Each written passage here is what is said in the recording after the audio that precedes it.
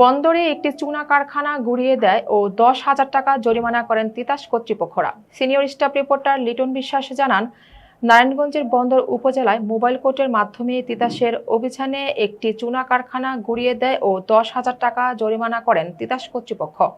13 মে বুধবার সকাল থেকে বিকেল পর্যন্ত অভিযান চালিয়ে মদনপুর আন্দিরপাড়া এলাকায় একটি চুনা কারখানা গুড়িয়ে দেয় ও একজনকে 10,000 টাকা অর্থদণ্ড ও 21 দিনের বিশ্রাম কারাদণ্ড প্রদান করেন তিতাস কর্তৃপক্ষ। এ সময় নারায়ণগঞ্জ জেলা প্রশাসকের কার্যালয় সহকারী commissioner executive magistrate Tabassum Hasan Tanisha ও বন্দর জোনের ম্যানেজার জাহিন আমির খানের নেতৃত্বে অভিযান পরিচালনা করেন। চুনা কারখানার ভাটিগুলো এক্সকেভেটর মেশিনের মাধ্যমে ভেঙে গুঁড়িয়ে দেওয়া হয় ও 50 বস্তা অবৈধ চুনা পানি দিয়ে বিনষ্ট করা হয়।